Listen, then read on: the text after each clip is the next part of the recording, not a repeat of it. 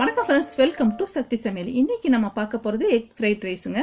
இந்த egg fried ரைஸில் நம்ம வெஜிடபிளும் முட்டையும் சேர்க்கறதுனால குழந்தைங்களுக்கு லஞ்ச் பாக்ஸில் கூட கொடுத்து அனுப்பலாங்க. இதில் எந்தவித கெமிக்கலும் சேர்க்காம எப்படி பண்ணலாங்கிறத பார்ப்போங்க. இதுக்கு தேவையான பொருள் என்னென்னங்கிறத சொல்கிறேங்க. பீன்ஸ், கேரட், கோஸ், ஸ்ப்ரிங் ஆனியன், குடமிளகாய் பச்சை, சிவப்பு 2 கலரில் வாங்கியிருக்கேன். இது இருந்தால் போடுங்க, இல்லைன்னா விட்டுடுங்க. எலுமிச்சப்பழம், முட்டை, பச்சரிசி, சோயா சாஸ், வெள்ளை மிளகு, உப்பு, சீனி, பூண்டு. இந்த ஃப்ரைட் ரைஸுக்கு 1 கப் பச்சரிசி எடுத்துருக்கேங்க. இதை நல்லா சுத்தம் பண்ணிவிட்டு கழுவிட்டு அரை மணி நேரம் தண்ணியில் ஊற வச்சுருங்க. ஃபஸ்ட்டு நம்ம சாதத்தை வடிச்சுப்போங்க. இதை வடிக்கிறதுக்காக தண்ணி போட்டிருக்காங்க. தண்ணி நல்லா கொதிக்க ஆரம்பிச்சிட்டுங்க. இதில் 1 டேபிள் ஸ்பூன் எண்ணெய் விட்டுங்க.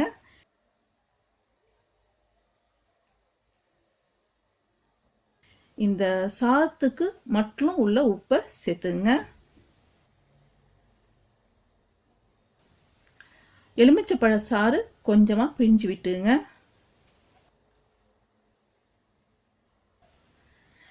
நம்ம ஊற வச்ச அரிசியை தண்ணியை வடிகட்டிட்டு இது கூட சேர்த்துங்க. அரிசி தண்ணியில் ஊறினதுனால சீக்கிரமாக வெந்துருங்க. இந்த அரிசி 95% வெந்தால் போதுங்க. இந்த அரிசியை உதிரி உதிரியாக வடித்து எடுத்துங்க. இது வெந்துட்டுங்க. இதை வடிச்சுப்புங்க. இந்த சாதம் கஞ்சி வடைஞ்சதுக்கு பிறகு ஒரு தட்டில் போட்டு நல்லா ஆற விட்டுடுங்க. மிளகு நுணுக்கிறதுக்கு உரல் எடுத்துருக்காங்க. நீங்கள் மிக்சி ஜாரில் கூட போட்டு இதை நுணுக்கிக்கலாங்க. நான் வெள்ளை மிளகு இருக்கிறதுனால சேர்க்குறேங்க. இல்லைன்னா நீங்கள் சாதாரண கருப்பு மிளகு கூட இதில் சேர்க்கலாம். இந்த ஃப்ரைட் ரைஸுக்கு 4 முட்டை எடுத்துருக்காங்க. இந்த 4 முட்டையும் 1 by 1 உடச்சி எடுத்துப்போங்க.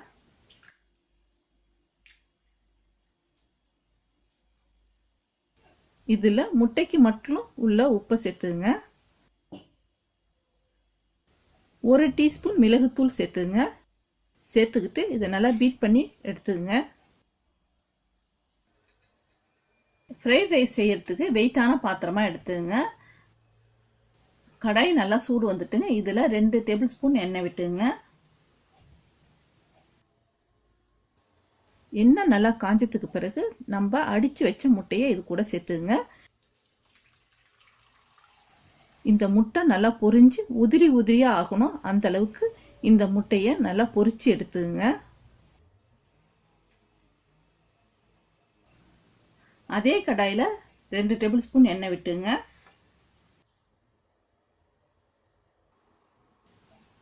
எண்ணெய் நல்லா சூடாயிட்டுங்க. இதில் பூண்டு 6 பல் பொடியாக கட் பண்ணிட்டு இது கூட சேர்த்துங்க. இந்த பூண்டை நல்லா செவக்க வதக்கிங்க.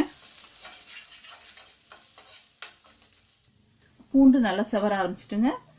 இப்போ அடுப்பை ஹை ஃப்ளேமில் வச்சுக்கிட்டு பீன்ஸு 10 பொடியாக நறுக்குனதை இது கூட சேர்த்துங்க.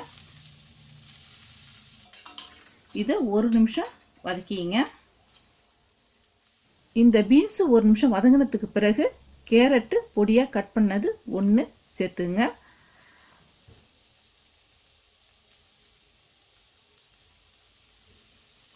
இதுவும் 1 நிமிஷம் வதங்கட்டுங்க. இதுவும் வதங்கிட்டுங்க. இதில் பொடியாக கட் பண்ண முட்டைக்கோஸை சேர்த்துங்க.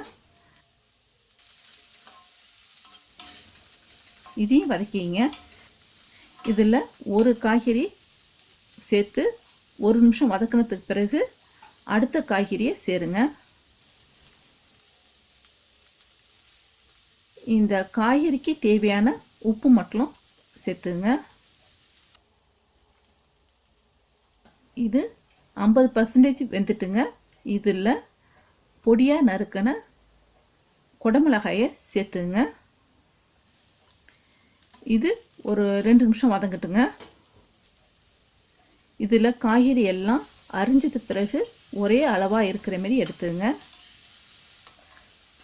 குடமிளகாய் சேர்த்ததுக்கு பிறகு ஒரு 2 நிமிஷம் வதக்கினா போதுங்க. சோயா சாஸ் 1 டீஸ்பூன் சேர்த்துங்க.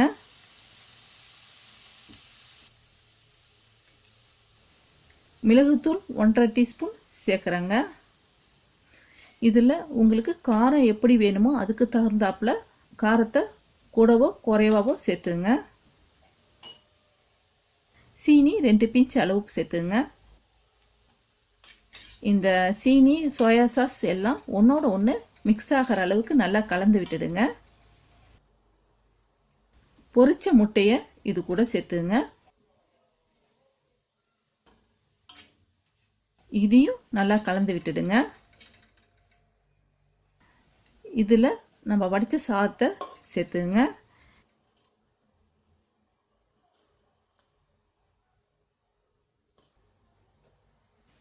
இந்த சாதம் சேர்த்ததுக்கு பிறகு இந்த சாதம் உடையாத அளவுக்கு இதை பொறுமையாக கலந்து விடுங்க.